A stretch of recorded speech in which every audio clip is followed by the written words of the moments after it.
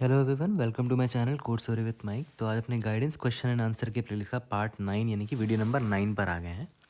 तो ये video major तो अगर मैं देखूं तो मैं विश करने के लिए आया हूँ मोस्टली आप सभी लोगों को। Happy new year 2026 has officially started.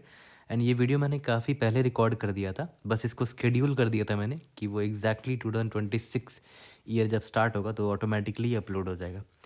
ठीक है, तो इसका हेडिंग क्या है इस वीडियो का? 2026 रोड मैप।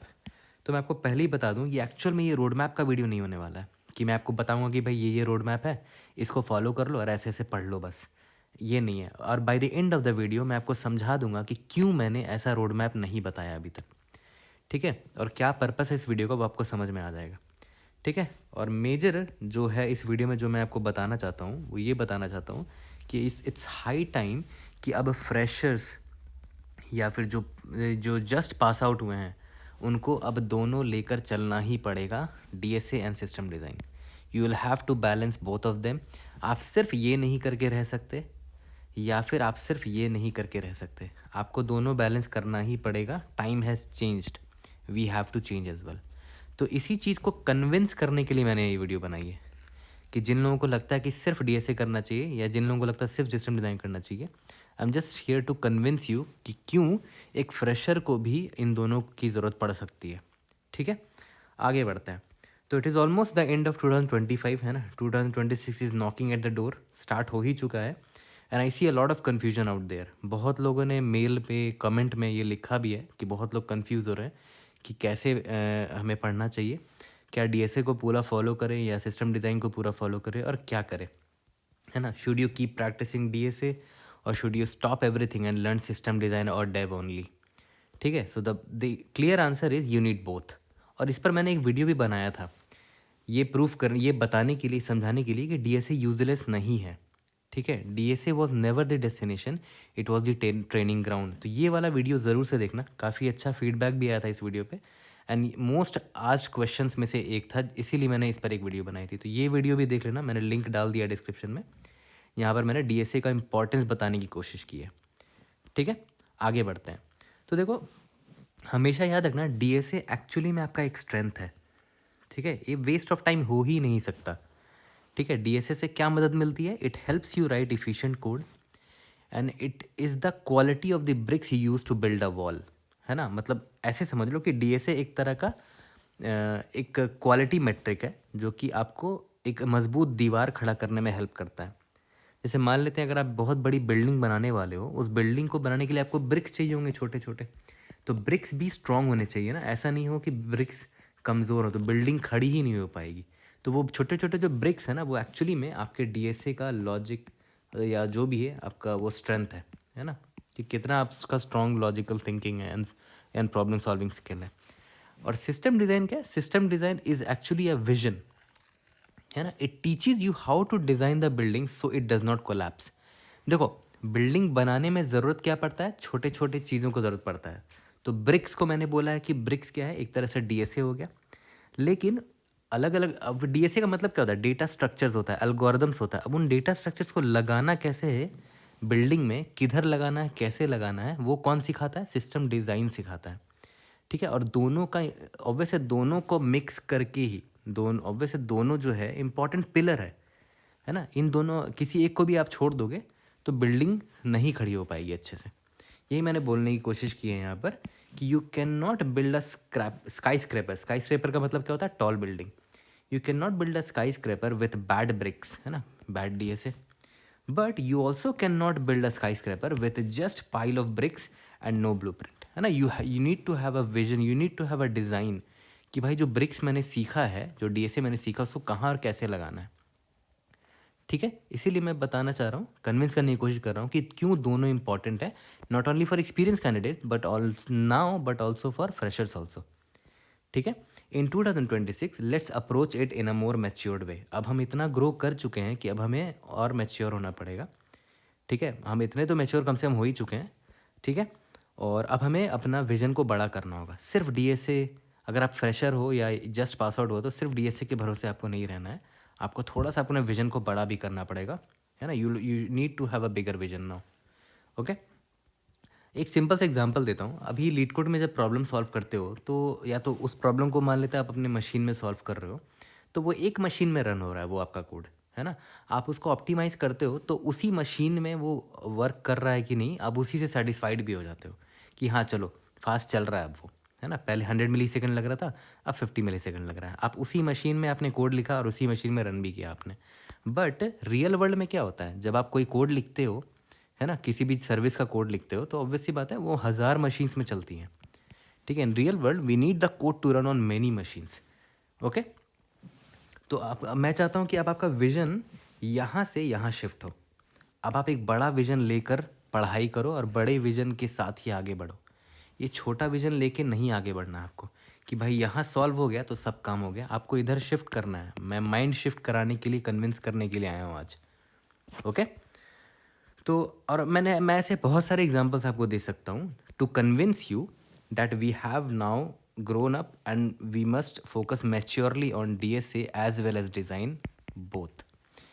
बहुत सारे एग्जांपल दे सकता हूँ मैं आपको कुछ एग्जांपल दूंगा भी आज। एक छोटा सा एग्जांपल लेते हैं। अगर आप नोटिस करो, मान के चलते हैं एक शॉप है जहाँ पर आप कैशियर हो, ठीक है, और 1000 लोग आ गए अचानक से आपके पास, तो देखो आपकी हालत ख़राब हो जाएगी सभी को हैंडल करने में, क्योंकि अभी आप अकेले हो, है ना।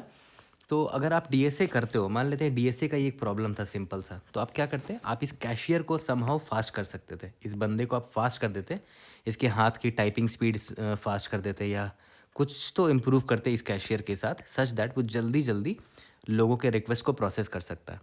बट ये इफ़िशिएंट नहीं है ना, मतलब ये काफ़ी नहीं है। हो सकता है कि जो क्राउड है वो और ज़्यादा बढ़ जाए, तो ये अकेला कितना ही स्मार्ट कर पाओगे आप इस इंसान को, है ना। ये सारी चीज़ों को हैंडल नहीं कर पाएगा। तो DSA ने आपको ये तो सिखा दिया कि आप इसको फास्ट कर सकते हो समहाउ, इसकी टाइपिंग स्पीड को फास्ट कर दो, है ना।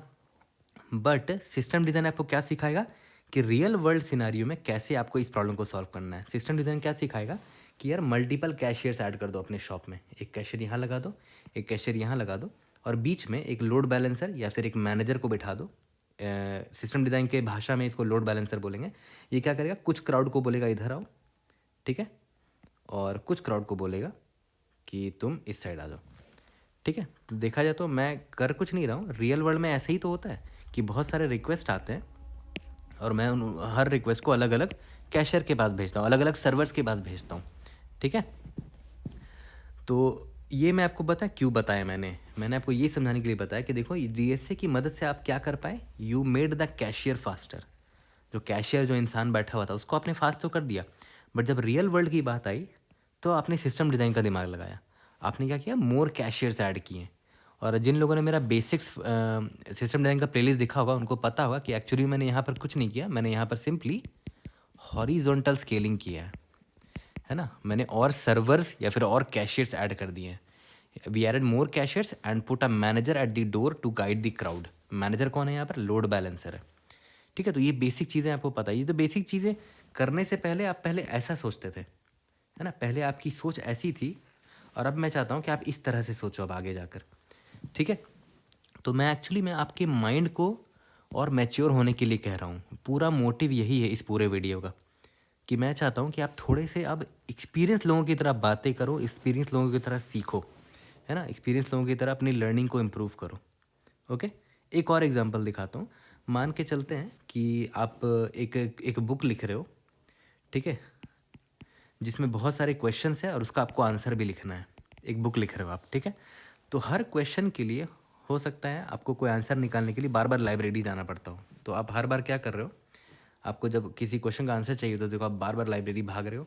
फिर लाइब्रेरी आते हो तो अलग अलग अलग यहाँ पर क्राउड है, और ढूंढने में आपको टाइम भी लगेगा कि किस बुक में उसका आंसर स्टोर्ड है। इतने सारे बुक्स हैं यहाँ पर बुक्स है, यहाँ पर बुक्स है, तो अब वैसे टाइम लगेगा, ठीक है। तो मैं इसको रिलेट कर रहा हूँ डेटाबेस से, कि डेटाबेस में आपको आंसर तो मिल जाएगा। डेटाबेस में आप डेटा स्टोर भी कर सकते हो, अपने आंसर को स्टोर भी कर सकते हो, बट डेटाबेस स्लो है एक्चुअली में, ठीक है। बट इसको इम्प्रूव करने के लिए आप क्या करोगे, इसको इम्प्रूव करने के लिए आप एक छोटा सा स्टिकी पैड ले लो, उसी में बहुत सारे क्वेश्चंस का आंसर लिख लो और अपने डेस्क पर ही रख लो। जैसे ही कोई क्वेश्चन आपको दिखता है आप तुरंत अपने स्टिकी पैड में देख लो और वहाँ से आंसर डायरेक्टली लिख दो। आपको बार बार लाइब्रेरी जाने की ज़रूरत नहीं पड़ेगी, ठीक है। तो एक्चुअली मैं यहाँ पर कैश के बारे में बताना चाह रहा हूँ। कैश भी क्या होता है, एक तरह का क्विक एक्सेस टूल है ना। तो यहाँ पर देखो डीएसए ने आपको ये तो सिखा दिया कि हाँ भाई, अगर मुझे कोई इन्फॉर्मेशन स्टोर करनी है क्विक एक्सेस के लिए तो हम हैश मैप यूज़ करते हैं, है ना। तो डीएसए में कुछ नहीं, ये कैश की जगह हम उसको हैश मैप बोलते हैं ना, हैश मैप बोलते हैं डीएसए की दुनिया में। बट सिस्टम डिज़ाइन की दुनिया में उसी को हम क्या कहते हैं, ये कैश बोलते हैं। कैश क्या होता है, क्विक लुकअप के लिए हेल्प करता है हमें, है ना। ओके, और मतलब डेटाबेस में इन्फॉर्मेशन स्टोर तो होती है, बट उसको फास्ट करने के लिए हम क्विक लुकअप करने के लिए कैश में इन्फॉर्मेशन को स्टोर करते हैं। जैसे एग्जांपल क्या हो गया, रेडिस हो गया, ठीक है। तो मैं बस यहाँ ये बताना चाह रहा हूँ कि सिस्टम डिज़ाइन किस तरह आपकी लाइफ को आसान करता है। Your DSA knowledge tells you how a hash map works and how it helps you, but your system design knowledge tells you when and where to place that hash map or cache in a distributed system to save time। ठीक है, तो दोनों का अलग अलग purpose है। DSA आपको basic सिखाता है, बट उसका रियल वर्ल्ड में क्या यूजेज है और कब यूज़ करना और कैसे यूज़ करना और कहाँ यूज़ करना है, वो आपको कौन सिखाता है, सिस्टम डिज़ाइन सिखाता है। तो सिस्टम डिज़ाइन जब पढ़ोगे ही नहीं तो पता ही नहीं चलेगा कि ये जो डेटा स्ट्रक्चर आपने यूज़ किया है इसको कहाँ काम आता है रियल वर्ल्ड में। ओके, एक और एग्जांपल चलो दिखा देता हूँ। मान के चलते हैं बहुत सारे फ़ोन नंबर्स आपको स्टोर करना है ना, एक एरे में। तो छोटा सा एरे था तो उसमें स्टोर हो जाएगा, बट बहुत बड़ा मतलब छोटे से अगर नंबर का लिस्ट है आपके पास तो छोटा सा एरे लो और उसमें स्टोर कर दो। डीएसए में वही तो करते हो, है ना। बट धीरे धीरे जब बहुत ज़्यादा फ़ोन नंबर्स आ जाएंगे, है ना, तो आपका कंप्यूटर भी संभाल नहीं पाएगा इतना कुछ, ठीक है। तो आप क्या कर सकते हो, एक एक दिमाग में ये लगा सकते हो कि जो एरे है उसको अलग अलग में स्प्लिट कर लो, है ना, अलग अलग एरे बना लो। इस एरे में A to M का नाम वाले का नंबर स्टोर कर लो, यहाँ से N से Z वाले का नंबर स्टोर कर लो, ठीक है। तो देखा है, तो सेम आइडिया सिस्टम डिज़ाइन ने भी सिखाया। डीएसए ने क्या सिखाया कि भाई एक एरे होता है, एक लिस्ट या फिर लिस्ट होता है, वहाँ पर हम सारे सिमिलर डेटा को स्टोर करते हैं, ठीक है। सिस्टम डिज़ाइन में भी वही है कि जब हम किसी चीज़ को स्टोर करते हैं तो डेटाबेस में स्टोर करते हैं। तो डेटाबेस में भी इसी तरह इन्फॉर्मेशन स्टोर होता है जैसे यहाँ पर स्टोर कर रहे हैं हम लोग। यहाँ पर डेटा स्टोर करते हैं, सिस्टम डिज़ाइन में डेटाबेस बोलते हैं जहाँ पर आप डेटा स्टोर करते हो, ठीक है। और डेटाबेस जब बहुत बड़ा होने लगता है और लेकिन हमें एफिशिएंट सर्चिंग करना है किसी चीज़ का, तो हम क्या करते हैं, उसको अलग अलग पार्ट्स में तोड़ देते हैं, है ना। जैसे और हर पार्ट को शार्ड बोलते हैं, है ना। डेटा सिस्टम डिज़ाइन की दुनिया में इसको शार्ड बोलते हैं, ठीक है। और डीएसए में हमें क्या बोलते हैं, उसको डिवाइड एंड कॉन्कर बोलते हैं। मान लेते हैं यहाँ ए से डी वाले नाम का फ़ोन नंबर है, यहाँ से ई से जेड वाले का फ़ोन नंबर है। तो मैं अगर आपको बोलूँ कि यार मुझे उन इंसान का नंबर चाहिए जिसका नाम एफ़ से स्टार्ट होता है, ठीक है, तो मैं जाऊँगा इस वाले सेक्शन में। तो आपने क्या किया, डिवाइड कर लिया अरे को और यहाँ इधर घुस गए। आपको बस यहाँ सर्च करने की ज़रूरत है। तो इसी को बोलते हैं डिवाइड एंड कॉन्कर। सिमिलरली यहाँ सिस्टम डिज़ाइन की दुनिया में आपने क्या किया, डेटाबेस को अलग अलग शार्ड्स में तोड़ दिया, है ना। और इसी को शार्डिंग भी बोलते हैं। मैंने शार्डिंग भी पढ़ाया है अपने सिस्टम डिज़ाइन के बेसिक्स और इंटरमीडिएट वाले प्लेलिस्ट में, ओके। तो ये भी एग्जांपल इनफ था ये समझाने के लिए कि कितना इंपॉर्टेंट है दोनों का समझ में आना, DSA as well as system design.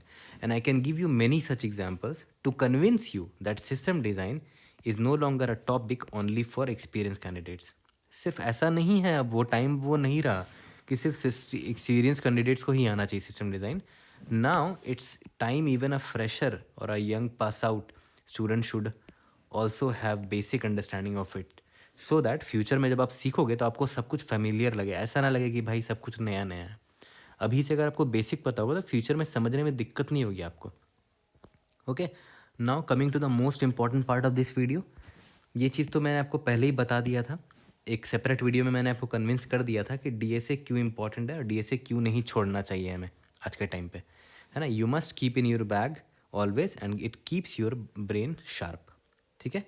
Now it's high time to give 1 to 2 hour every other day to system design या फिर डिज़ाइन पैटर्न या फिर रियल प्रोजेक्ट्स, ठीक है। जिस तरह आप हर दिन जैसे पीओटीडी हम लोग बनाते थे ना, तो कितना टाइम लगता था इसमें, कभी कभी 30 मिनट्स लगता था, कभी कभी 1 घंटा लग जाता था, ठीक है। तो इसी तरह हर 1 या 2 दिन के बाद सिस्टम डिज़ाइन को भी टाइम दो ना, ज़्यादा नहीं मांग रहा हूँ, 1 से 2 आवर दो, या तो चलो ठीक है हर दिन से 1 आवर दो, ज़्यादा टाइम नहीं मार रहा हूँ। मैं बोल रहा हूँ कि अपना अप्रोच को आप थोड़ा इम्प्रूव करो, विजन थोड़ा बड़ा करो। सिर्फ डीएसए को 1-2 घंटा टाइम ना दे के इसको भी टाइम दो। चलो हर दिन नहीं दे सकते, हर अल्टरनेट दिन दो, है ना।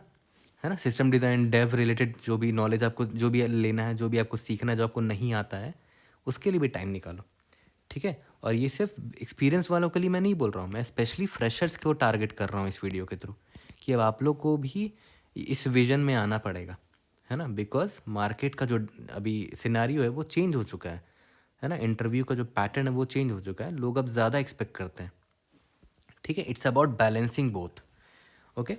And don't worry about the competition. Competition का तो टेंशन बिल्कुल मत लो। बहुत लोग बोलते हैं यार बहुत कंपटीशन है, बहुत कंपटीशन, ऐसा है नहीं एक्चुअली में।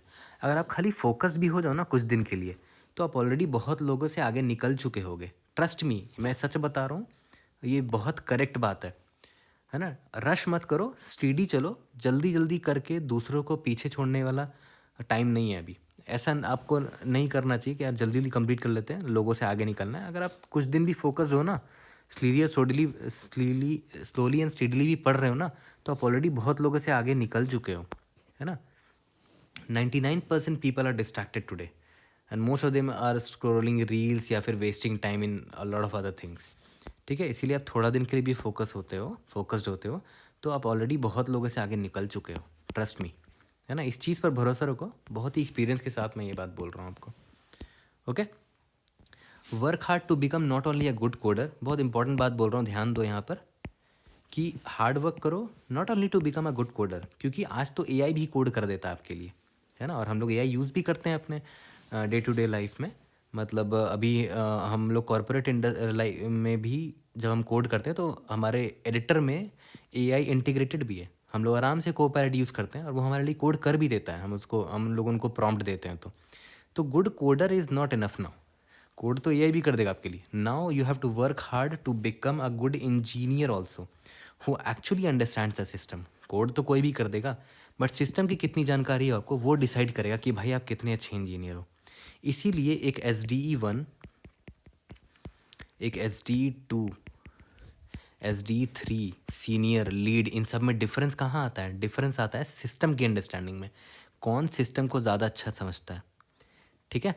यही पर डिफरेंस आता है, क्योंकि कोड तो हर कोई कर सकता है आज के टाइम पे, है ना। This is the only way to grow and become relevant in the IT industry today, okay. Be hungry, read online tech blogs, है ना। हमेशा नॉलेज के लिए भूखे रहो, हाँ, ऐसा हर वक्त वेट मत करते रहो कि कोई आपको बताएगा और आप करोगे। खुद से ऑनलाइन टेक ब्लॉग्स पढ़ो ना। अरे मैं आपको सिंपल से एक एग्जांपल देता हूँ। रिसेंटली अमेजन में कुछ फेलियर हुआ था, या फिर नेटफ्लिक्स में भी ऐसे बहुत साल पहले, या आई डोंट नो कब हुआ था लास्ट, बट कुछ कुछ इश्यूज आते रहते हैं अमेजन में, नेटफ्लिक्स में, ऊबर में। उनके टेक ब्लॉग्स पढ़ोगे तो आपको मिल जाएगा। रिसेंटली अमेजन में एक इशू आया था, बहुत लोगों ने देखा भी होगा, लिंक्डइन में बहुत लोगों ने डाला भी था। तो उनके इंजीनियरिंग ब्लॉग्स पढ़ो ना, कि एक्चुअली में हुआ क्या था, what they fixed, what was the root cause. कितने लोगों ने कमेंट में बताना, कितने लोगों को क्यूरियोसिटी आई थी कि अमेजन के आप इंजीनियरिंग ब्लॉग में गए और आपने एक्चुअली में पढ़ा कि वो इशू क्या था, कैसे फिक्स किया, रूट कॉज क्या था। कितने लोगों ने किया मुझे कमेंट में बताना। बहुत कम लोग ऐसा करते हैं, और जो करते हैं ना वो ऑलरेडी बहुत ही अच्छे डिस्टिंग्विश इंजीनियर हैं, या फिर वो बन जाएंगे, क्योंकि उनमें क्यूरियोसिटी है, तभी तो जाकर पढ़ा उन्होंने, है ना। This is what a good engineer does. और मैं चाहता हूँ यही शिफ्ट आपके माइंड में भी आए, है ना। आपको विजन बड़ा करना होगा, है ना, बड़ा सोचना होगा if you want to grow, okay. तो और enough of the tons of roadmaps, 1000 तरह के रोड मैप लोग बेचते भी हैं लिटरली। मैंने नोटिस किया बहुत लोग रोड मैप का एक PDF बना के बेच भी रहे हैं, मतलब 50 रुपये 100 रुपये में, ऐसे करके। प्लीज़ उन चीज़ों के पीछे मत भागो। Do this in 30 days, do that in 60 days, नहीं, ये सब टाइम गया, है ना। 30 days का एक रोड मैप बना दिया, 60 दिन का ऐसे रोड मैप बना दिया, इस सब की ज़रूरत नहीं है आपको, ट्रस्ट मी, है ना। Build your own road map, मतलब अपना रोड मैप खुद बनाओ ना भाई, क्या दिक्कत है। क्योंकि आपसे बेहतर कोई नहीं जानता कि आपको किस चीज़ की कमी है करेंटली, है ना। आपको क्या नहीं आता और क्या नहीं आता, क्या क्या आता है, इस आपसे बेटर कौन जानता होगा, आप ही जानते हो। तो आपको पता है कि आपका नीड क्या है, आपके ब्रेन का, आपको क्या करेंटली पढ़ना है, उसके हिसाब से खुद का एक रोड मैप बनाओ कि मैं ये पढ़ूंगा, इतने टाइम में पढ़ूंगा। जहाँ दिक्कत आती है वहाँ आप हेल्प ले लो ऑनलाइन सर्च करके, है ना। और टाइम लो, ऐसा नहीं कि रश करने की ज़रूरत है, आप टाइम लो ना। टाइम लोगे स्लोली एंड स्टीडली, तो definitely you will win the race, okay. And और हाँ, एंड करने से पहले मैं आपको बता देता हूँ, I will upload one more video with in next 1 to 2 days। Next 1-2 दिन में मैं एक वीडियो अपलोड करूँगा जिसमें मैं आपको ये बताऊँगा कि मैं कैसे पढ़ता था या फिर करंटली मैं कैसे पढ़ता हूँ किसी भी चीज़ को। कोई डीएसए का टॉपिक हो या डिज़ाइन का कुछ हो, कुछ भी हो, मैं कैसे पढ़ता हूँ और मैं क्या फ़ॉलो करता हूँ। और जो तरीका मैं फ़ॉलो करता हूँ ना, वो ऑलरेडी बहुत फेमस भी है ऑनलाइन, और एक्चुअली में ओरिजिनेट हुआ था जापान से, है ना। जापान में बहुत लोग ये फॉलो भी करते हैं, और उस पर मैं डेडिकेटेड एक वीडियो बनाऊंगा और मैं वही फॉलो करता हूँ ऑनेस्टली। ठीक है, हर बार नहीं हो पाता, इट्स फाइन, बट जब करोगे तो बहुत आपको चेंज दिखेगा। ओके, तो आप लोग भी उसी चीज़ को फॉलो करना। विद इन नेक्स्ट 1 या 2 days में मैं वो वीडियो डाल दूंगा। थोड़ी सी एडिटिंग बची है उसमें। ठीक है, और आपके मन में क्वेश्चन आ सकता है कि चलो ठीक है भैया, आपने बोल तो दिया कि डीएसए भी करना है और सिस्टम डिज़ाइन भी करना है, तो करे कहाँ से। तो देखो, 1000 रिसोर्सेज है। ठीक है, अगर आपको डीएसए करना है तो आप मेरे चैनल पर आओ ना एक बार। यहाँ पर देखो, प्लेलिस्ट वाले सेक्शन पे जाओ। देखो यहाँ पर प्लेलिस्ट वाला जो सेक्शन है, यहाँ पर हर तरह का प्लेलिस्ट मैंने ऐड किया है, और भी फ्यूचर में मैं ऐड करता जाऊँगा। ठीक है, तो हर कंसेप्ट आप पढ़ सकते हो और उन पर बेस्ड क्वेश्चंस बना सकते हो। हर तरह का प्लेलिस्ट है। कंसेप्ट्स वाला प्लेलिस्ट अलग है, क्वेश्चंस वाला प्लेलिस्ट अलग है। ठीक है, धीरे धीरे और भी ऐड करूँगा मैं फ्यूचर में। इसी तरह जो बिगिनर हो, जो अभी स्टार्ट कर रहे हो सिस्टम डिज़ाइन को, देखो प्लेलिस्ट भी मैंने ऐड किया है। ये सिस्टम डिज़ाइन का जो प्लेलिस्ट है, ये वाला, इसमें मैंने एकदम बेसिक समझाया है कि सिस्टम डिज़ाइन क्या होता है ना, सिंगल सर्वर सेटअप क्या होता है, लोड बैलेंसिंग क्या होता है, कैशिंग क्या होता है, एकदम बेसिक चीज़ें जो हर किसी को पता होना चाहिए। 15 वीडियोज़ है सिर्फ इसमें। और जैसे ही आप वो बेसिक्स वाला प्लेलिस्ट ख़त्म करते हो, उसके बाद एक इंटरमीडिएट सिस्टम डिज़ाइन का प्लेलिस्ट है, जहाँ पर मैंने देखो क्वेश्चंस बताया जो इंटरव्यू में पूछे जाते हैं। ठीक है, और उन क्वेश्चंस को कैसे हमें रिस्पॉन्ड करना चाहिए इंटरव्यू में, वो भी मैंने बताया है ना। हर एक क्वेश्चन को मैंने मल्टीपल पार्ट्स में डिवाइड किया है, but as we go forward मैं कोशिश करूँगा कि एक प्रॉब्लम को फिर ज़्यादा से ज़्यादा 2 वीडियो बने, पार्ट 1 पार्ट 2 करके। ठीक है, ताकि ज़्यादा लंबी ना हो, और भी डिटेल आएंगे। मैंने भी लास्ट 2-3 ईयर्स में और एक्सपीरियंस गेन किया, तो और भी चीज़ें सीखी हैं, तो वो सारी चीज़ें मैं आपको शेयर करूँगा जो आने वाले न्यू वीडियोज़ हैं उसमें। और सारे के सारे रिसोर्स फ्री हैं। मैंने किसी को भी ऐसे लॉक नहीं कर रखा है कि कुछ पैसे दो तभी देखने को मिलेगा। सब कुछ फ्री है, तो वहाँ जाके देखने में क्या जा रहा है। एक बार देख लो, अगर आपको अच्छा लगेगा, समझ में आएगा तो देखो, नहीं तो फिर मत देखो, कहीं और से देख लो। बट मैं आपको बोल रहा हूँ, एटलीस्ट ट्राई करो, छोड़ो नहीं, है ना। दोनों चीज़ों को स्टार्ट करो। दो ऐसा विजन, आपको माइंड को अब चेंज करो, थोड़ा सा विजन बड़ा करो, बड़ा सोचो अभी, है ना। System design, DSA, system design हो गया, डिज़ाइन पैटर्न्स हो गया, डेव रिलेटेड जो भी नई नई चीज़ें वो आपको सीखनी चाहिए, है ना। अपने माइंड को क्यूरियस करो। ठीक है, तो हर कुछ जब फ्री मिल ही रहा है तो क्यों नहीं ट्राई कर सकते हो आप। फ्री ही तो मिल रहा है, आपको पैसे भी नहीं देना है उसके लिए।